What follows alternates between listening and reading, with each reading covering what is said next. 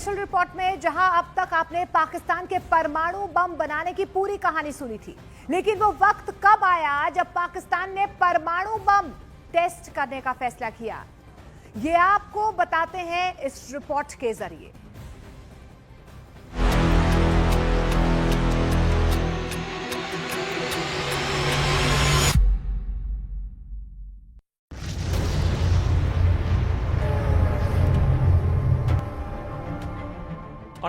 मई 1998 का वो दिन, तब से आज तक पाकिस्तान की कोई ऐसी सरकार नहीं रही जिसने भारत को एटम बम की धमकी ना दी हो। ऐसा कोई जनरल नहीं है जिसने भारत पर एटमी हमलों की धौंस नहीं जमाई। पाकिस्तान में भारत के साथ इजराइल को एटम बम से उड़ा देने की बातें टीवी चैनलों पर की जाती रही हैं। पाकिस्तान का परमाणु पागलपन किस लेवल का है, इसे इन धमकियों से समझना मुश्किल नहीं है। हम पे कुछ किसी ने बुरी नजर से देखा तो हमने तो बगैर सोचे समझे भारत पे, मुंबई पे अटैक कर देना है, न्यू दिल्ली पे कर देना है, हमने तो छोड़ना नहीं है। अमेरिका भी हमारे न्यूक्लियर प्रोग्राम को ऐसी बुरी नजर से देखता है या हमारी न्यूक्लियर कैपेबिलिटी को तबाह करने की कोशिश। सिरफिरे जनरलों की ये सनक सिर्फ भारत के लिए नहीं, पूरी दुनिया के लिए उस दिन से खतरा है जब से पाकिस्तान ने एटमी हथियारों की सौदेबाजी शुरू कर दी है। अब्दुल कादिर खान और उनके नेटवर्क पर सबसे गंभीर अंतर्राष्ट्रीय आरोप ये लगे थे कि उन्होंने परमाणु तकनीक को गुप्त रूप से कई देशों तक पहुंचाया, जिसे खान नेटवर्क और न्यूक्लियर प्रोलिफरेशन नेटवर्क कहा गया। अंतर्राष्ट्रीय जांच और खुफिया एजेंसियों ने लीबिया, ईरान और उत्तर कोरिया की एटमी मदद पहुंचाने के सबूत जुटाकर पाकिस्तान का पर्दाफाश कर दिया। ये सब कुछ पाकिस्तानी सेना के जनरलों की देखरेख में होता रहा, लेकिन एटमी हथियारों के गुनाह का सारा ठीकरा अब्दुल कादिर के माथे पर चिपका दिया गया। साल 2004 में खुद अब्दुल कादिर ने मौत के डर से अपना गुनाह कबूल कर लिया, जिसके बाद जनरल परवेज मुशर्रफ ने अमेरिका के प्रेशर में अब्दुल कादिर को नजरबंद कर दिया। ये इंटरव्यू कादिर खान ने मुशर्रफ के चंगुल से निकलने के बाद दिया था। इस मुल्क में झूठ बोलना दरोगोई तो का कामन है ना, जिस पे जो चाहे इल्जाम लगा दो। जो चोर हैं, डाकू हैं, उन पे इल्जाम नहीं लगते। वो साहूकार हो तो उनकी सफाई पेश होती है कि नहीं, वो तो बहुत ही ईमानदार हैं, नौमौलूद बच्चे की तरह हैं। जो हाल मुशर्रफ ने कादिर का किया, वही आगे चलकर खुद उनका भी हाल हुआ। गद्दी जाने के बाद मुशर्रफ कहीं के नहीं रहे, मगर पाकिस्तान में जनरलों के चेहरे बदले, पर एटम बम की भूख नहीं मिटी। भारत से होड़ में पाकिस्तान एटम बम का कारखाना बन गया। FAS यानी फेडरेशन ऑफ अमेरिका साइंटिस्ट की रिपोर्ट है कि भारत के पास 180 परमाणु बम हैं, जबकि पाकिस्तान के पास 170 एटम बम हैं। यानी ये रिपोर्ट बताती है कि भारत के पास पाकिस्तान से ज्यादा परमाणु बम हैं। दूसरी रिपोर्ट SIPRI यानी Stockholm international peace research institute की है। इसके मुताबिक भारत के पास 172 और पाकिस्तान के पास 170 एटम बम हैं। सब कुछ लुटाकर भी पाकिस्तान भारत के सामने एटमी पलड़े पर हल्का ही पड़ा। असल बात यह है कि अगर परमाणु युद्ध हुआ तो पाकिस्तान पृथ्वी से मिट जाएगा।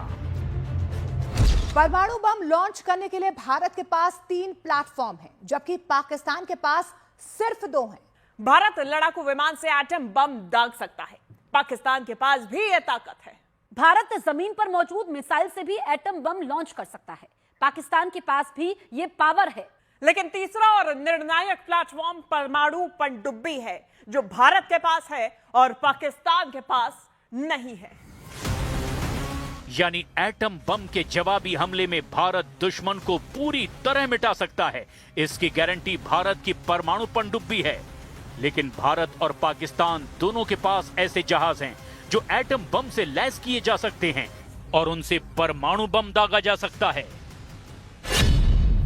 भारत के पास इसके लिए सुखोई फाइटर जेट है, राफाल विमान है, MiG-29 है, मिराज 2000 है, जगुआर है, जबकि पाकिस्तान के पास F-16 है, J-10 है, मिराज 5 और मिराज 3 है।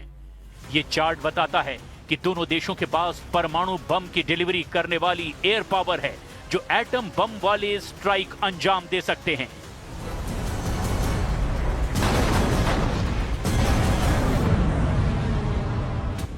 एटमी हमला करने वाली मिसाइलों की बात की जाए तो पाकिस्तान की गौरी, अबाबील और शाहीन की रेंज 3000 किलोमीटर भी पार नहीं कर सकती।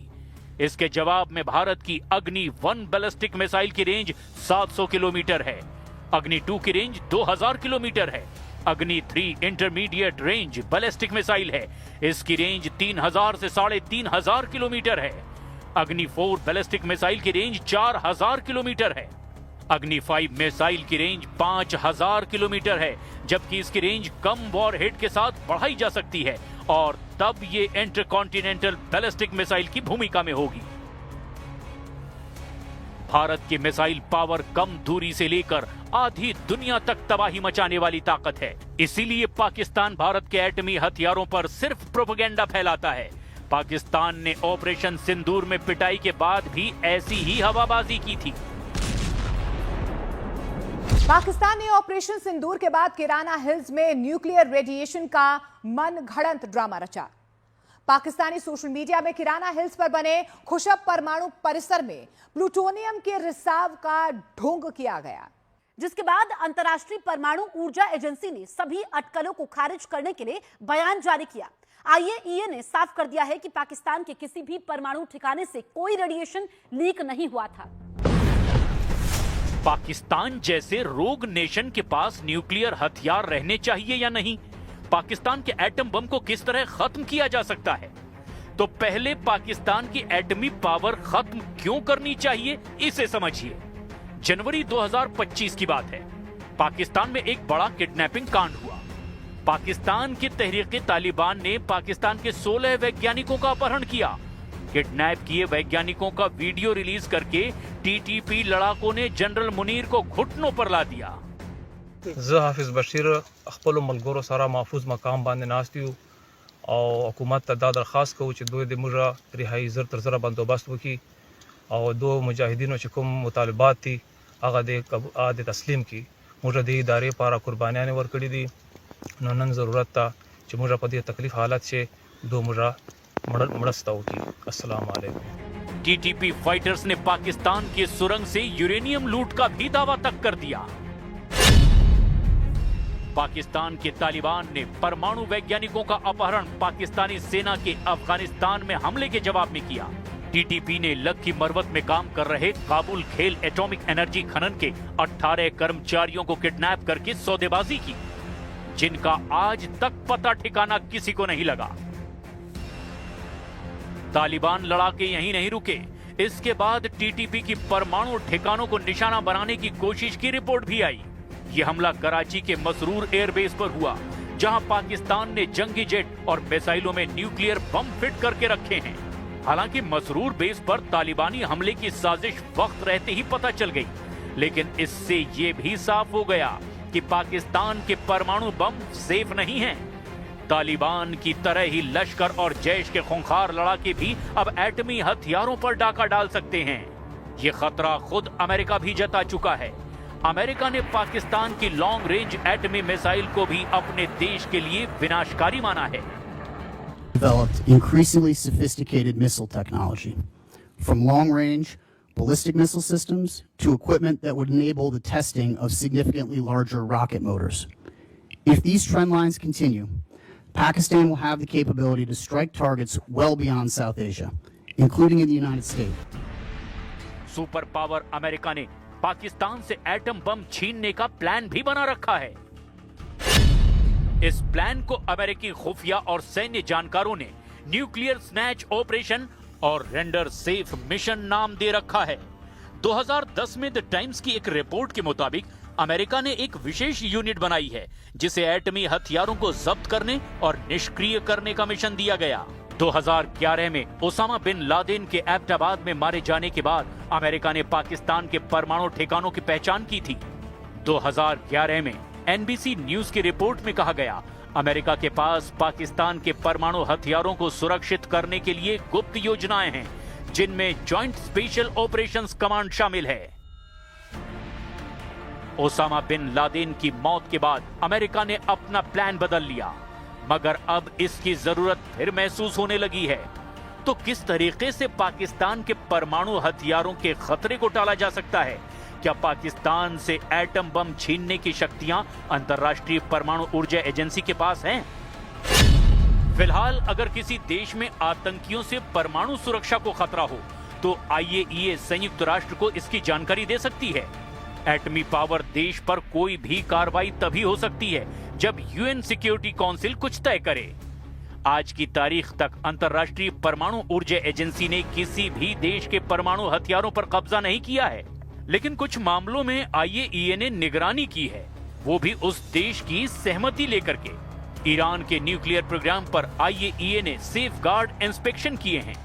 हालांकि UN सिक्योरिटी काउंसिल किसी देश को एटमी थ्रेट मान ले तो एक्शन लिया जा सकता है। UN सिक्योरिटी काउंसिल के चैप्टर 7 के तहत UN के सदस्य देश जैसे कि अमेरिका और फ्रांस आर्मी एक्शन लेकर किसी भी देश के परमाणु हथियारों को कब्जे में ले सकते हैं। वक्त की दरकार है कि पाकिस्तान जैसे देश से फौरन एटम बम छीन लिए जाएं। इंसानियत की खातिर ये एक्शन जितने जल्दी हो सके महाशक्तियां ले लें। 7 जुलाई 1946, हरिजन सेवक। मैं परमाणु बम को एक ऐसी बुराई मानता हूं जिसकी तुलना में मानवता की सभी बुराइयां फीकी पड़ जाती हैं। इसने युद्ध के अंतिम अवशेष वीरता को भी समाप्त कर दिया है। एटमी हथियार शक्ति के साथ सबसे बड़ी जिम्मेदारी का सामान है। पाकिस्तान जैसे गैर जिम्मेदार देश के पास एटमी हथियार इसीलिए पूरी इंसानियत के लिए बहुत बड़ा खतरा है।